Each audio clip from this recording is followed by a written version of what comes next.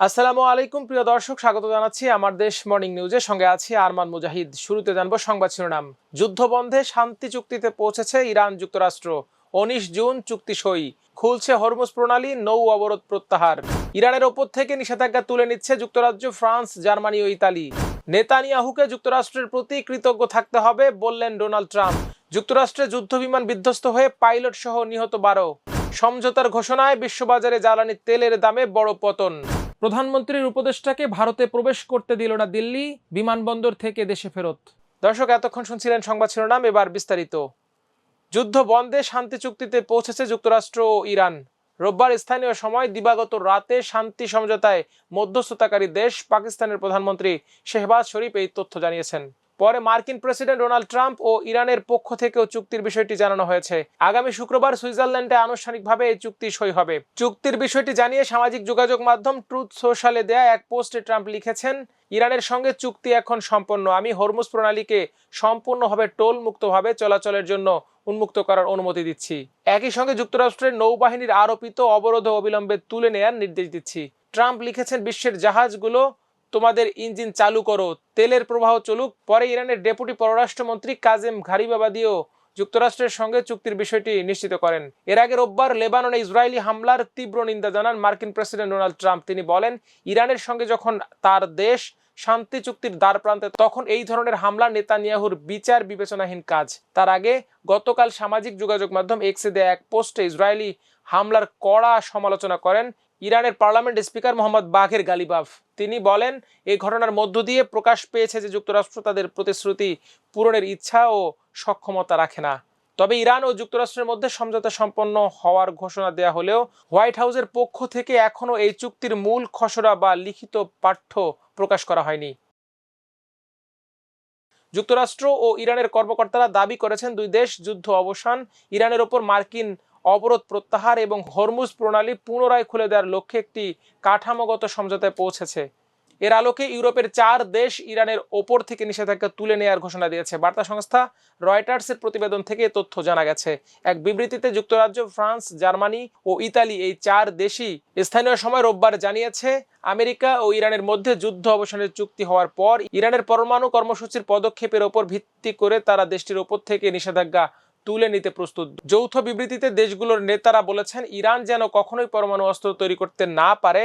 আমরা সেই লক্ষ্যে আমেরিকা, ইরান ও আইএই এর সঙ্গে কাজ করতে সম্পূর্ণ প্রস্তুত। এদিকে ইসরায়েলি প্রধানমন্ত্রী বেনিয়ামিন নেতানিয়াহুর তীব্র সমালোচনা করেছেন মার্কিন প্রেসিডেন্ট ডোনাল্ড ট্রাম্প। ইরানের সঙ্গে চুক্তি ঘোষণার পর প্রভাবশালী মার্কিন সংবাদ মাধ্যম নিউ ইয়র্ক টাইমসকে দেয়া এক সাক্ষাৎকারে ট্রাম্প বলেন, লেবাননে ইসরায়েলের চালানো হামলাগুলো এই চূড়ান্ত চুক্তিটিকে প্রায় নস্যাৎ করে দিয়েছিল। নেতানিয়াহু সম্পর্কে ট্রাম্প বলেন, সে অত্যন্ত কঠিন একজন মানুষ, আর সত্যি কথা বলতে এই চুক্তির জন্য তার আমাদের প্রতি অত্যন্ত কৃতজ্ঞ থাকা উচিত। কারণ ইরানের কাছে যদি পারমাণবিক অস্ত্র থাকতো তবে ইসরায়েল 2 ঘন্টাও টিকতে পারত না। তবে তেহরানের পারমাণবিক কর্মসূচি নিয়ে উভয় পক্ষ যদি একটি চূড়ান্ত চুক্তিতে পৌঁছাতে ব্যর্থ হয়, তাহলে ইরানের ওপর আবারও হামলা শুরু করার হুমকি দিয়ে রেখেছেন ট্রাম্প। নিউ ইয়র্ক টাইমসের প্রতিবেদন অনুযায়ী ট্রাম্প জোরালো দাবি করেছেন যে ইরানের চালানো ক্ষেপণাস্ত্র ও বোমা হামলার কারণেই তারা এই চুক্তিতে সম্মত হতে বাধ্য হয়েছে। তিনি বলেন, তারা তৃতীয় কোনো হামলা দেখতে চায়নি, তারা বেঁচে থাকাকে গুরুত্ব দেয়। সাক্ষাৎকারের শেষে ট্রাম্প মন্তব্য করেন, আসল কথা হলো, আমাদের চালানো এই হামলাগুলো এই চুক্তিটি সম্পন্ন করার ক্ষেত্রে বিশাল প্রভাব ফেলেছে, সত্যি এক বিশাল প্রভাব।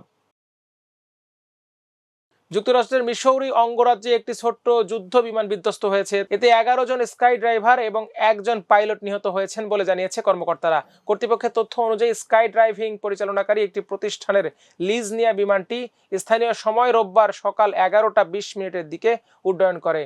বেটস কাউন্টি জরুরি ব্যবস্থাপনা বিভাগের এক মুখপাত্র জানান, বিমানটি আকাশে পর্যাপ্ত উচ্চতা অর্জন করতে ব্যর্থ হয়। এরপর এটি হঠাৎ বাম দিকে মোড় নিয়ে বাটলার মেমোরিয়াল বিমানবন্দর থেকে প্রায় 200 গজ দূরে বিধ্বস্ত হয়। বিমানে থাকা 12 জনই ঘটনাস্থলে প্রাণ হারান। বেটস কাউন্টির শেরিফ চ্যাড অ্যান্ডারসন এক সংবাদ সম্মেলনে বলেন, আমরা ঘটনাটিকে গণহতাহতের ঘটনা হিসেবে বিবেচনা করছি।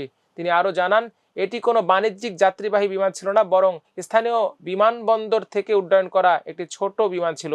যুক্তরাষ্ট্রের ফেডারেল এভিয়েশন অ্যাডমিনিস্ট্রেশন জানিয়েছে, বিমানটি ছিল একটি প্যাসিফিক অ্যারোস্পেস P750 মডেলের। বিমানবন্দর ত্যাগ করার সময় এটি দুর্ঘটনার শিকার হয়। FAA আরও জানায়, দুর্ঘটনার সময় বিমানটিতে কোনো এয়ার ট্রাফিক কন্ট্রোল সেবা দেওয়া হচ্ছিল না, কারণ যে আকাশসীমায় বিমানটি উঠছিল সেখানে এমন যোগাযোগ বাধ্যতামূলক ছিল না।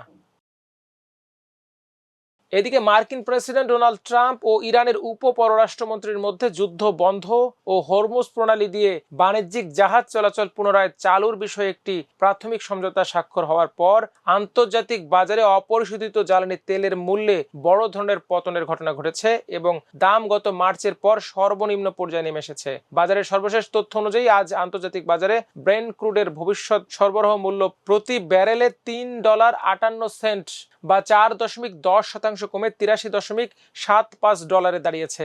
একই সময় আমেরিকার অভ্যন্তরীণ বাজারের জন্য নির্ধারিত ওয়েস্ট টেক্সাস ইন্টারমিডিয়েট বা WTI অপরিশোধিত তেলের দাম ব্যারেলে $4.01 তথা 4.72% হ্রাস পেয়ে $80.87 বেচাকেনা হচ্ছে। ইমিগ্রেশন জটিলতায় ভারতে প্রবেশ করতে না পেরে দিল্লি বিমানবন্দর থেকে ঢাকায় ফিরছেন প্রধানমন্ত্রীর তথ্য উপদেষ্টা ডক্টর জাহিদুর রহমান। জানা গেছে, ইন্ডিয়ান ওশান অ্যাসোসিয়েশনের একটি অনুষ্ঠানে অংশ নিতে রোববার বিকেলে ঢাকা ছাড়েন তিনি। দিল্লি পৌঁছালে দেশটির ইমিগ্রেশনে প্রধানমন্ত্রীর উপদেষ্টা জাহিদুর রহমানের প্রবেশাধিকার নিয়ে জটিলতা দেখা দেয়। কয়েক ঘন্টা অপেক্ষার পর তিনি ঢাকার পথে রওনা হন, যদিও এ বিষয়ে দূতাবাস বা সংশ্লিষ্ট কারো আনুষ্ঠানিক বক্তব্য পাওয়া যায়নি। জানা গেছে, ভারতে ইন্ডিয়ান ওশান রিম অ্যাসোসিয়েশনের একটি প্রোগ্রাম ছিল। সেই প্রোগ্রামে অংশগ্রহণের জন্য জাহিদুর রহমানকে মনোনীত করেছিলেন প্রধানমন্ত্রী এবং এ সংক্রান্ত নোট সামারিও অনুমোদন করা হয়েছিল।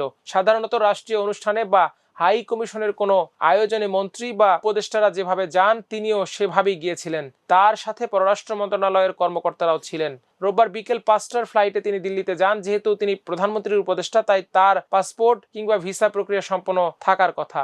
বাংলাদেশ হাই কমিশনের কর্মকর্তারা তাকে রিসিভ করার জন্য বিমানবন্দরে উপস্থিত ছিলেন, কিন্তু সেখানে পৌঁছানোর পর নানান ধরনের জটিলতা তৈরি হয়। দিল্লি বা ঢাকা থেকে এখন পর্যন্ত কেউ এ বিষয়ে মুখ খোলেননি। কেন তিনি প্রবেশাধিকার পাননি কিংবা ভারতীয় ইমিগ্রেশন কর্মকর্তারা তার সাথে কেমন আচরণ করেছেন, যার কারণে তিনি অসম্মানিত বোধ করছেন কিনা, এসব স্পষ্টকাতর বিষয়ের সত্যতা নিশ্চিত করার মতো এখন পর্যন্ত কোনো মন্তব্য পাওয়া যায়নি।